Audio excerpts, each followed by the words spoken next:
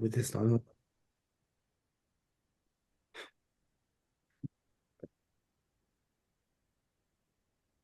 Go with the BS. Oh wait, can y'all see my screen? Mm, not yet.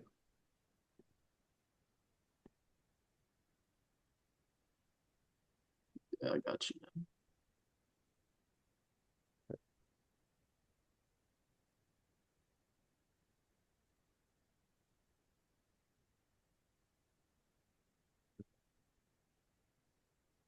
All right, we can start. So this is our financial statement analysis of Nike presented by Aiden Fisher. Kohari Kelly Eddie Starks. for our business finance class instructed by Dr. Barolina. The background of our company is that it was established in 1967 out of Beaverton, Oregon. Its initial public offering was on December 12th, 1980. Its current largest co-founder is Phil Knight with 17.4%. And its key competitors include Adidas, Puma, Under Armour, Lululemon, and Asics. It's currently listed on the stock market as Nike Inc. It's in the footwear industry, specifically in the rubber and plastics footwear and footwear manufacturing.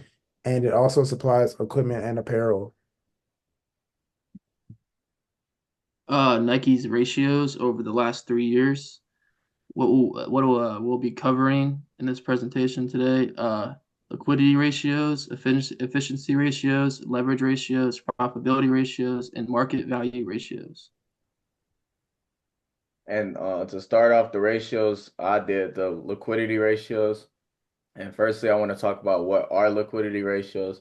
And liquidity ratios are ratios that it can indicate how easily a company can convert its assets into cash to cover its liabilities. And that's a super big deal because the liquidity of something and how fast you can turn something into cash to cover your liabilities is a super important thing. Uh, then the second point I want to talk about is why are liquidity ratios important? And those ratios are important because it really shows the overall short-term financial health of the company. It helps investors be more confident about the company because they know if you're able to convert your assets into cash, then you'll be able to cover your liabilities and it won't be a risky investment. Also shows the cash flow management. If you're able to convert your assets into cash, then you have good cash flow management. It shows your credit worthiness. You become more credible and reliable if you're able to prove that you're able to convert your assets into cash super quick.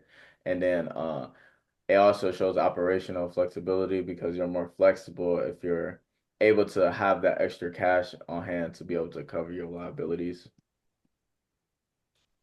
And then basically what these liquidity ratios say about the company.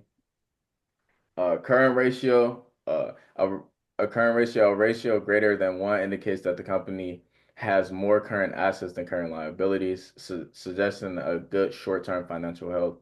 Um, for the 3 years that we did, which was 2022, 2023, and 2024, the numbers were 2.4, 2.7, and 2.6. So they're well above the one that indicates that the company has good short-term financial health. So that's a good thing.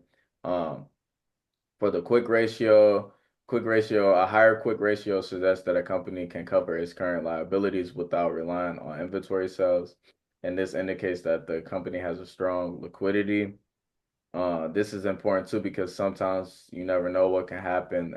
You can't really rely on inventory sales because something might happen where, inventory might get destroyed or inventory might not be selling as quick. So it's really good to be able to convert those to for the company to be able to cover its current liabilities without relying on inventory.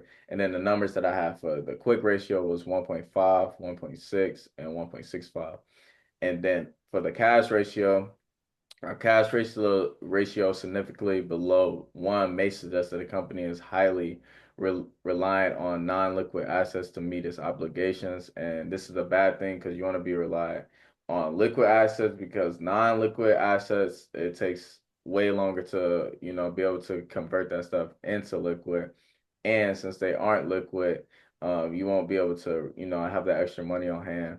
Um, and the numbers that I had for that cash ratio was 1.09, 1.15, and 1.21. So profitability ratios, they display a company's ability to generate profit from its operations. Basically, they're not spending nearly as much money as they are making money. It also depicts how valuable a company is or could be for shareholders.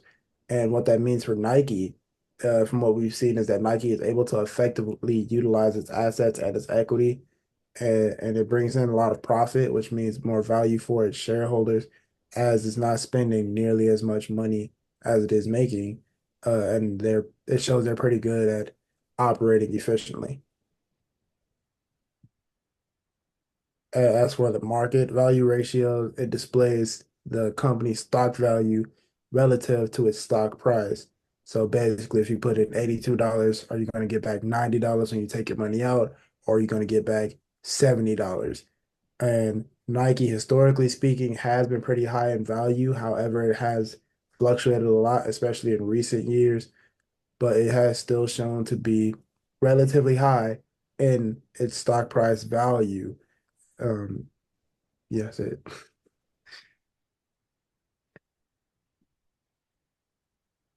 Oh wait, you muted Ada. A little bit about the leverage ratios. Sorry about that. Leverage ratios show how much a company relies on debt and its ability to handle debt and payments. Debt to assets means the measure the share of assets financed by debt. Debt to equity compares debt to equity used by the company. Um, Interest coverage ratio shows how well earnings coverage interest payments. And then a little bit about 2022, 2024. Debt to assets, it was stable and low uh, all throughout 2024, 2022, which is good, very consistent and manageable. And debt to equity improved slightly in 2024, not by much, just by a few, which is still good. And it's less reliant on debt and compared. Interest coverage, it increased from 22.1 or 22.31 in 2023 to 25.91 in 2024. And this is very good. It's strong, uh, and it's able to coverage its interest payments. And to wrap everything up, the company's debt is stable and its ability to coverage interest in moving, which is positive for investors. And then back to me with the efficiency ratios. Basically, once again, I want to talk about what are efficiency ratios. And efficiency ratios are financial metrics used to evaluate how efficiently a company utilizes its assets and liabilities to generate sales and maximize profits. And secondly, I want to talk about why efficiency ratio is important. Uh, Efficiency ratios are important because of, just like with the other ratios, investment decisions. If you're a very efficient company, you're able to fully utilize and maximize all of your assets, then you'll most likely want to invest in that company. And then comparable, if they wasn't efficient, then you wouldn't want to invest in that company. Another big part is resource management. When you're efficient, you're using your resources to its full extent. And then comparable to if you're not efficient, then you're just wasting materials and wasting all of your resources instead of fully using it. Another reason that it's important is the operational performance. It's just if you're efficient, it's a direct reflection of your operational performance because you're most likely performing at your top operational, way that you can perform, and you're, performing to the maximum abilities because you're efficiently utilizing everything that you have. And then another thing too was benchmarking. And then what does efficiency ratio say about our company? The four efficiency ratios are asset turnover ratio, And a higher ratio indicates that a company is effectively using its assets to generate sales, suggesting strong operational efficiency. The second one is inventory turnover ratio. A high inventory turnover ratio indicates efficient, effective inventory management and a strong sales performance, minimizing holding costs. That's super important because you don't want to be holding on to a lot of inventory because you're gonna end up losing money. And also, you just it really shows that you are getting your inventory in and out. You know, you bringing the inventory in and you're able to sell it in a quick amount of time. Uh, the next one is accounts receivable turnover ratio, and higher ratio shows that the company collects its receivables efficiently, indicating good credit management and customer payment policy practices. And that's really important too because you want to be able to get that accounts receivable account really quick because you know that's a current asset and you could turn that into liquid quickly. The last efficiency ratio is accounts payable ratio, and the accounts payable turnover ratio, a higher ratio suggests that the company, you know, turns over its supplies quickly, which may uh, see, suggest that the company pays its suppliers quickly, which may indicate a strong cash flow or good supplier relationships.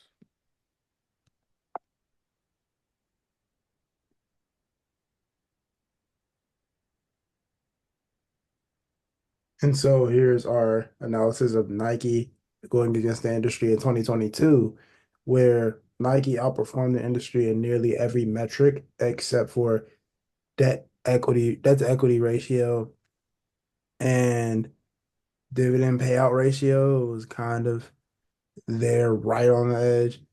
Other than that, oh, and debt ratio, it shows that Nike was very efficient with its money. It gained a lot of profit, and the stockholders and shareholders were able to get a lot of value on their return for the money that they put in. However, it does also show that when it comes to making money off of their operations long term, Nike can be more efficient with its money, especially its usage of debt. Now, when you compare it directly to its competitors, Nike does look worse in some aspects, such as, again, debt to equity ratio, quick ratio, cash ratio, and gross margin. But other than that, Nike did, again, for the most part, outperform those competitors as well.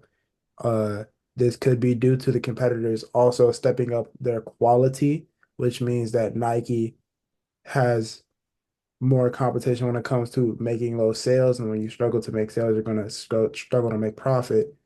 So Nike does have to step their game up there. But other than that, in 2022, Nike pretty much outperformed everybody in most of the metrics available.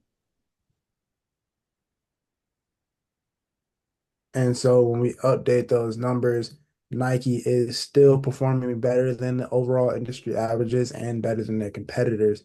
However, there are still some improvements that can be made for Nike, which they seem to have been making from last year and even some improvements from 2022 a little bit.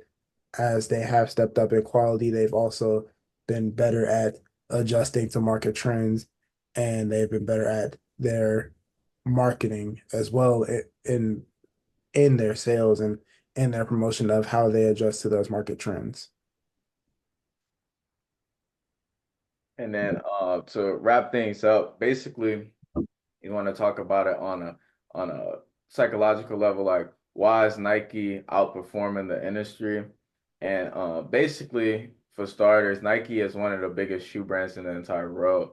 So once you have that type of, you know, legacy around your brand, it's really hard for other people to compete with you because you have such a strong brand name and such strong brand recognition. So Nike being one of the biggest shoe brands in the entire world, it's really hard for the competitors to compete with them, and that's really why Nike is outperforming the industry and outperforming a lot of its competitors within the industry. Secondly, Nike has some of the most famous athletes ever, and they have those athletes promote their brand. And some of those athletes are like Michael Jordan, LeBron James, Tiger Woods, people of that caliber, like some of the biggest names in sports history. So when you have people of that caliber promoting your brand, it's really hard for other brands to compete with that because other brands such as like Adidas and New Balance and Puma, they haven't had such big names that are just basically household names that can reach a lot of people and is able to, get in front of a lot of people eyes, which really drives, sales and stuff like that. Um, Thirdly, commitment to quality products. Nike always comes out with super quality products. They don't really have that cheap reputation around their name. And I think that's really what puts them ahead of their competitors because they're able to give you a good price quality product, and that's really hard to match because normally if you have a super quality product, then the price reflects that. But Nike does a good job at having a low price but also quality product.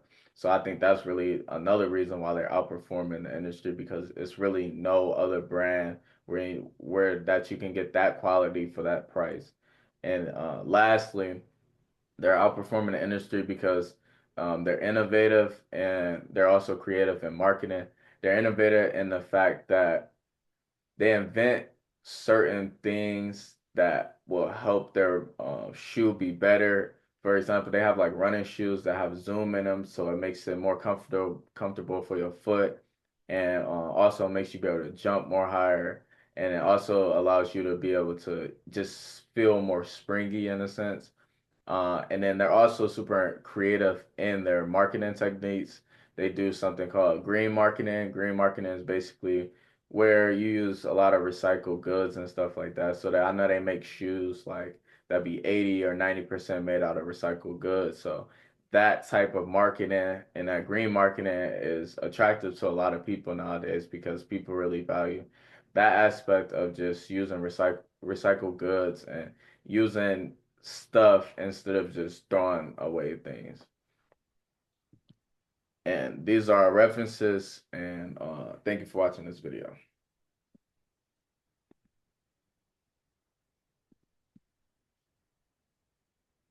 We're about to run out of time.